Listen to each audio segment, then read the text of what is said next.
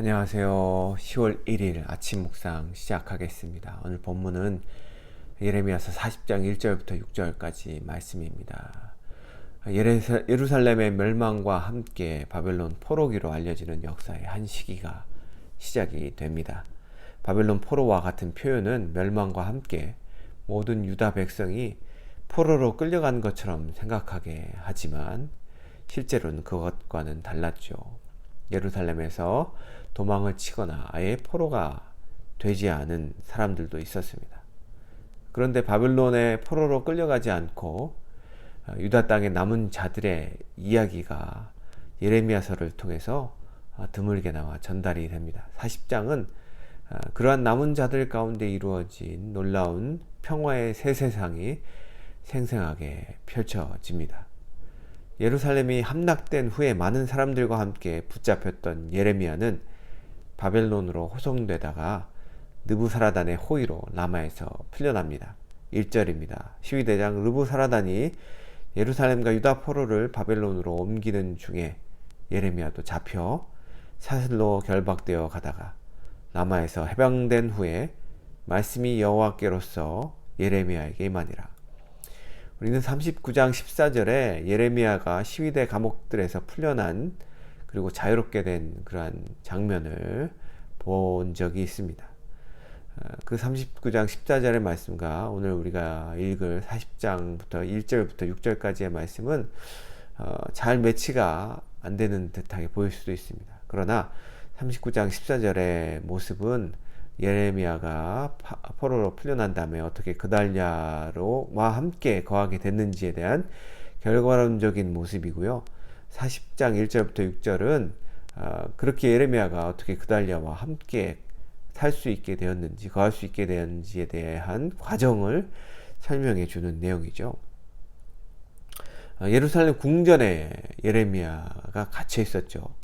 그래서 예레미야가 바벨론에게 끌려가는 포로단에 포함이 되었던 것 같습니다.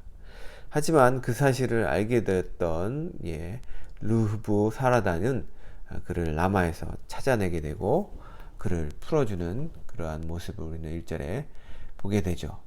그러면서 2절과 3절에는 계속해서 이렇게 말합니다. 시위대장이 예레미야를 불러다가 이르되 내 하나님 여호와께서 이곳에 이 재앙을 선포하시더니 여호와께서 그 말씀하신 대로 행하셨으니 이는 너희가 여호와께 범죄하고 그 목소리를 청정치 아니하였으므로 이 일이 너희에게 임한 것이니라. 자, 느부사라단이 하나님을 알았고 믿었던 신앙인이었기 때문에 이런 표현을 했을까요? 학자들은 그렇지 않다라고 말합니다. 아마도 느부사라단이 이 말을 했던 것은 예레미야가 한 말을 그대로 인용한 것이 아닌가라고 설명을 합니다. 그러나 이유가 어찌되었든 이방인 사령관이 유다 멸망의 이유에 대해서 정확하게 집어 이야기해 주는 것은 안팎으로 유다의 멸망이 하나님의 목소리를 청종치 않음으로 인함인 것을 설명해 줍니다.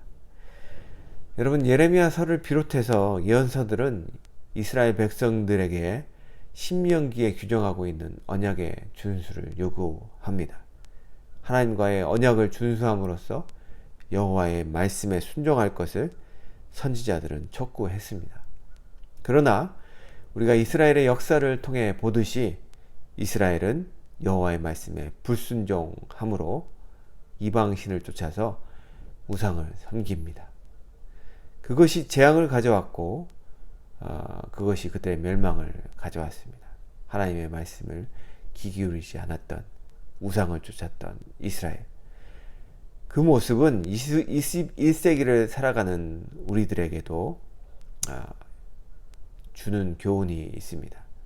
예레미야 시대에 유다인들에게 요구되었던 것처럼 21세기를 살아가는 우리 그리스도인들에게도 하나님의 말씀을 순종하며 살아갈 때 그것이 우리에게 복이 되는 것은 똑같은 규정입니다. 유다 사람들이 쫓았던 우상은 지금 21세기를 살아가는 우리가 섬기는 우상과는 다릅니다. 그렇다면 지금 우리로 하여금 하나님과 멀어지게 하는 우리 시대의 우상은 무엇일까요? 우리로 하여금 하나님의 말씀에, 하나님의 목소리에 청종치 못하게 만드는 그러한 우상들은 무엇일까요? 오늘 하루 우리에게 혹시나 하나님의 말씀과 하나님의 말씀을 떠나서 그 목소리에 청종치 못하게 만드는 우리 안에 있는 욕심, 우상은 무엇인지 깊이 생각해보고 우리 안에 그 우상을 제거하는 그러한 하루가 되었으면 좋겠습니다. 예레미야서를 통해서 우리는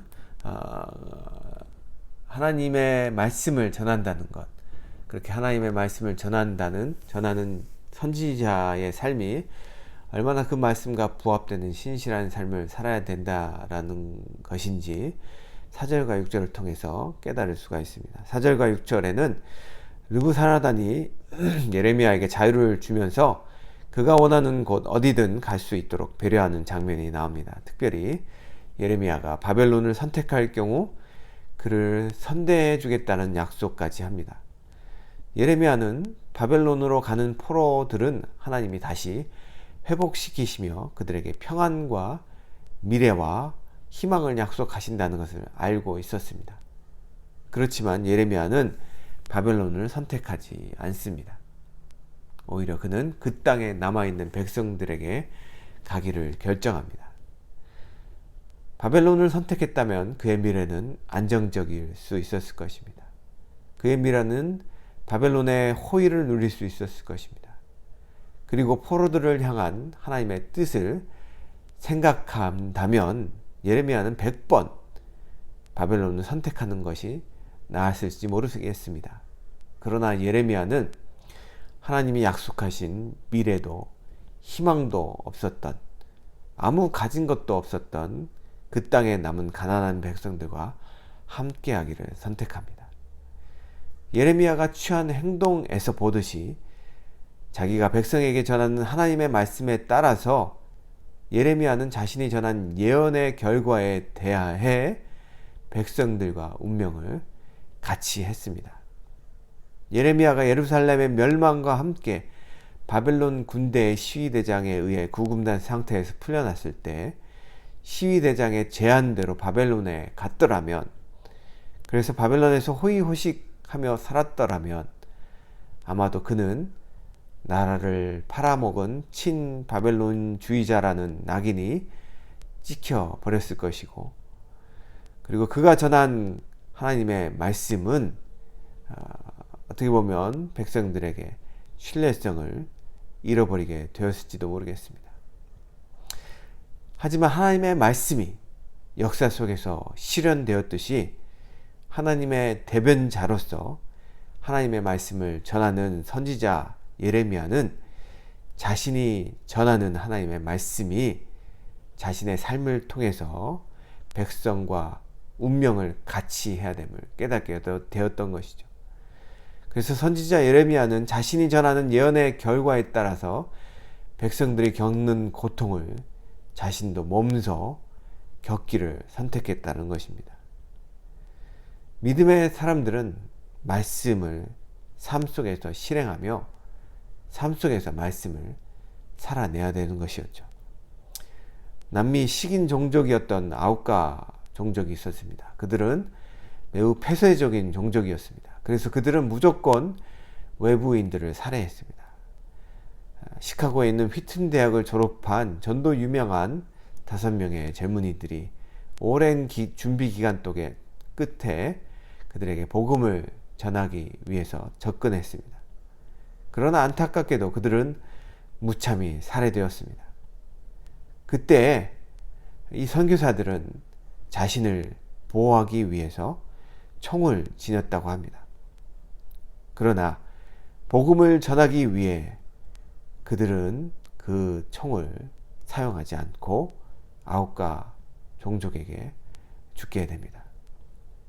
총을 자신들을 보호하기 위해서 충분히 쏠 수 있었지만 그들은 죽음을 선택했던 것이죠.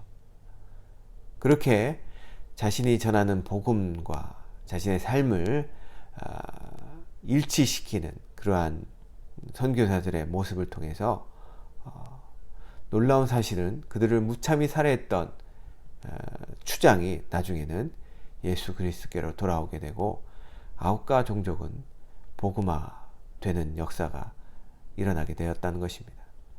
이 젊은 선교사들은 아홉가 5라고 불리며 아직도 많은 그리스도인들의 입에 오르며 그들에게 영감을 주고 있습니다.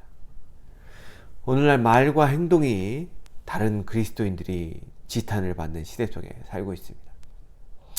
예레미야가 자신이 전한 하나님의 말씀을 그 삶을 통해서 증거하고 지켜냈듯 오늘이라는 시간을 사랑하는 클리프턴 성도 여러분, 주님의 말씀을 삶 속에서 신실하게 지켜내시기를 소망합니다.